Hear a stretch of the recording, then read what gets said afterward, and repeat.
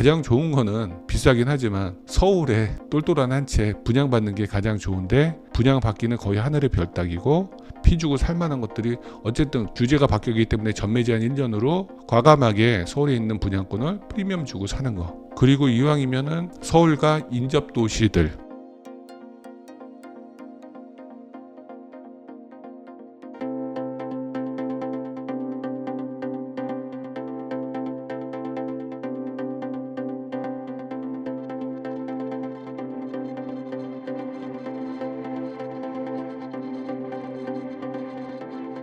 리스크 관리는 어떻게 하시나요? 리스크 관리요? 저는 약간 보수적으로 투자하는 것 같아요. 너무 무리하게 투자하지 않기 때문에, 또 부동산이라는 건 또 한번 사놓고 어느 정도, 예를 들어 뭐 임대를 받더라도 최근 금리가 좀 올라서 예를 들어 월세가 100만 원이야. 근데 대출 이자가 120만 원이야. 그럼 20만 원씩 손해 보거든요.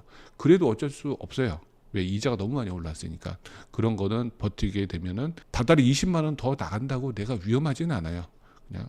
그냥 버티자 이렇게 하고, 그 외에 분양권이나 분양권으로 그렇게 위기 있던 적은 없어요. 왜냐면 처음에 분양 받을 때부터 어느 정도 괜찮은 단지 위주로 선택하게 되면은 하락장에서도 충분히 팔리더라고요.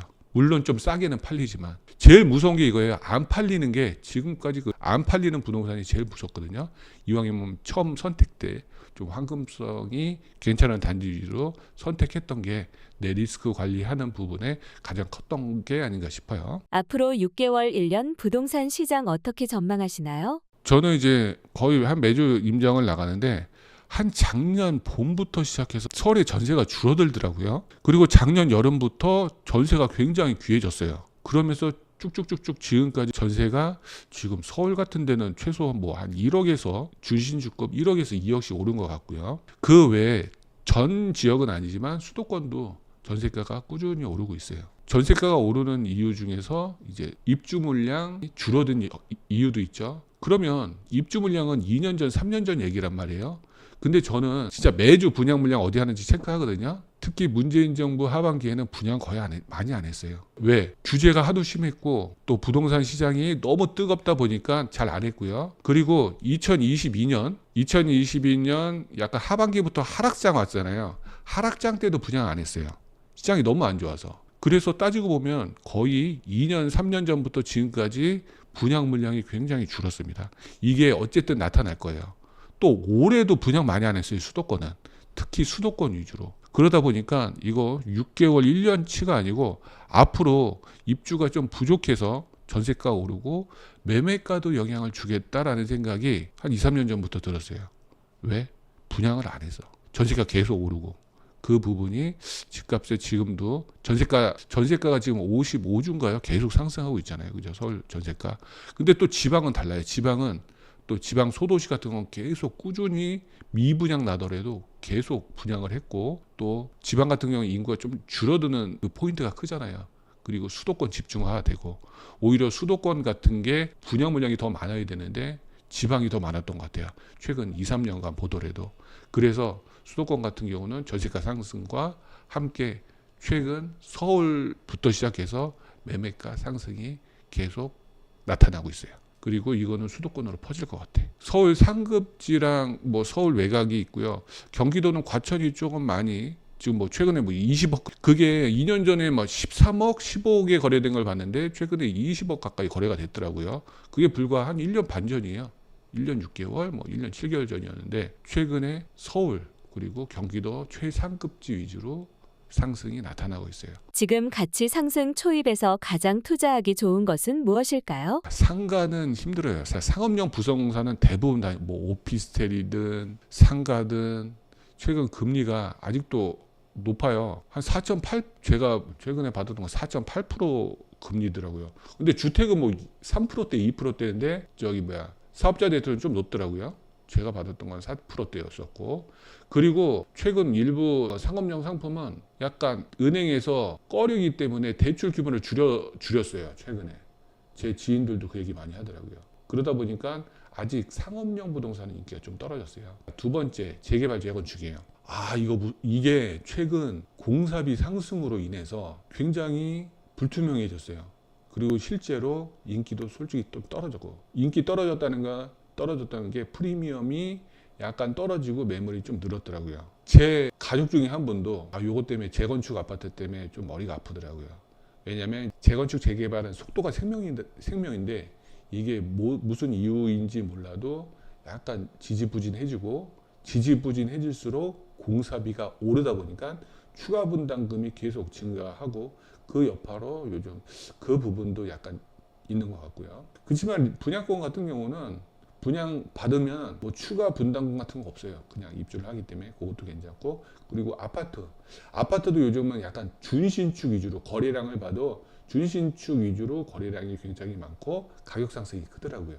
그러니까 이왕이면 저는 뭐 많은 상품 중에 그래도 분양권 쪽이 어쨌든 지금 분양가가 살짝 높긴 해도, 특히 오늘 같은 경우에 분양이 4군데 있는데 고양, 장흥, 카이브 유보라, 마포, 그리고 과천, 성남에 있는데 분양가가 살짝 주변 시세, 과천은 엄청 싸지만 대부분 주변 시세 비슷하지만 지금 인기가 되게 높아요. 왜? 상승에 대한 기대가 큰 것 같아요. 그래서 분양권, 그리고 저는 이것도 보라고 싶어요. 분양권을 볼 때 지금 분양하는 거랑 2년 전, 3년 전 분양하는 거랑 분양가가 틀리단 말이에요. 맞잖아요, 그죠? 그러니까 2년 전, 3년 전 쌀 때 분양했던 거를 기준해서 프리미엄이 얼마나 붙었는지 체크해서 이 2, 3년 전 거를 보고 실거주로 들어가면 완전 땡길 것 같아요. 근데 그런 것도 있어요. 이런 약세장에서도 누구는 수익 낸다고 하잖아요. 예를 들어 볼게요. 어느 부동산, 지방의 부동산 시장이 지금 좋지 않아요. 특히 부산도 그렇게 좋지 않으니까 광역시뿐만 아니라 지방이 좋지 않은데, 이런 걸 지방 분들은 이런 걸 노리면 어떨까 싶어요.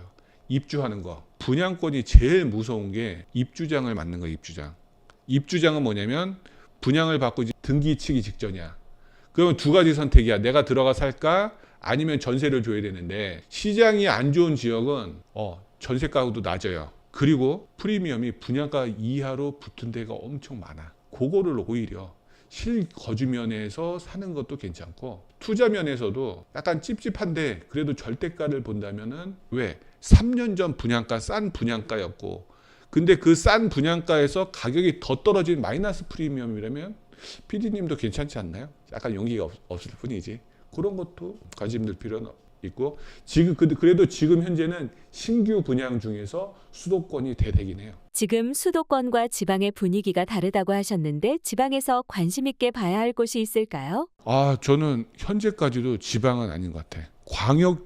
저는 부동산 선지표인 뭐를 보냐면 청약 경쟁률을 본단 말이에요. 매주 수도권, 광역시 쭉 보게 되면은 지방 광역시 청약 경쟁률 굉장히 안 좋아요. 그 이유 중에 하나가 분양가가 올랐기 때문에 그래요. 근데 그나마 괜찮은 곳이 수도권이고요. 수도권에서 대표적으로 가장 좋은 데는 저기겠죠. 분양가 상한제 지역. 강남 4구나 수도권 공공택지. 또 공공택지 지금도 꾸준히 분양하니까 그런 것도 충분히 괜찮고요. 그렇게 수도권으로 지금 대대다 보니까 지금 현재 기준에서는 제가 운영하고 있는 연애연이나 수강생들 때 지금 현재는 그냥 수도권만 보는 게 좋다고 하고 있습니다. 지방은 아직까지는 타이밍은 아닌 것 같아요. 지금부터 관심 가지면 좋을 지역이 있다면 말씀 부탁드립니다. 15년 투자를 하다 보니까 이런 게 있더라고요. 이런 게 보여요. 위기 때도 똘똘한 한 채였고 기회 때도 똘똘한 한 채였어. 물론 시기에 따라서 약간 그 편차는 있겠지만 그래도 투자를 하다 보면, 그리고 내가 실거주하다 보면 이 마음의 평안이라는 게 있잖아요. 그게 지금 현재도 똘똘한 한 채로 쏠리고 있는 것 같아요. 그리고 어쨌든 똘똘한 거는 좀 듬직하단 말이에요. 그래서 가장 좋은 거는 비싸긴 하지만 서울에 똘똘한 한 채 분양받는 게 가장 좋은데, 분양받기는 거의 하늘의 별 따기고 피 주고 살만한 것들이, 어쨌든 규제가 바뀌기 때문에 전매 제한 1년으로 과감하게 서울에 있는 분양권을 프리미엄 주고 사는 거. 그리고 이왕이면은 서울과 인접 도시들, 지금 현재도 규제 중에 취득세 중과라는 규제가 있거든요. 취득세 중과는 뭐 3주택부터는 취득세 8%, 4주택부터는 12%씩 취득세가 계속 늘어난단 말이에요. 그렇기 때문에 투자자들도 지방은 안 내려가요. 왜? 12%, 3억짜리 아파트, 뭐 예를 들어 5억짜리 아파트인데 취득세만 6천만 원이 든단 말이에요. 12%면. 그러니까 안 간단 말이에요. 그래서 그 법이 바뀌지 않는 이상 계속 똘똘한 한 채로 집중될 것 같아요. 그 똘똘한 한 채의 대표적인 거는 서울이겠고요. 또 서울 뭐 중하급지와 비슷한 경기도 상급지가 될 것 같아요. 그리고 아직까지 경기도 좀 하급지는 인기는 없는 상태예요. 그래서 이왕이면 서울과 경기도 상급지 정도 보는 게 좋겠어요.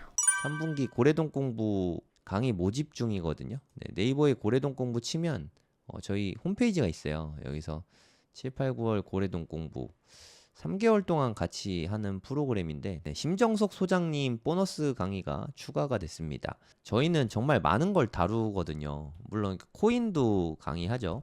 저는 이번에 코인 강의 해외거래소 사용법 위주로 강의할 건데 2번 합니다. 네, 7월, 9월 2번 코인 거래소 쪽 할 거고요. 팽도리님은 이분은 치과의사 분이신데 25억 비트코인으로만 25억 벌고 다른 또 알트코인으로 돈 많이 버셔서 원래 치과의사신데 졸업을 하셨어요. 네, 파이어족이시죠. 그래서 이제 뭐 시간 많다고 언제든지 불러달라고 뭐 그러시더라고요. 그래서 저희가 또 모셨습니다. 너무 폭발적인 반응이었어가지고 같이 코인 공부도 하고요. 그리고 부동산, 부동산 요즘에 난리지 않습니까? 부동산.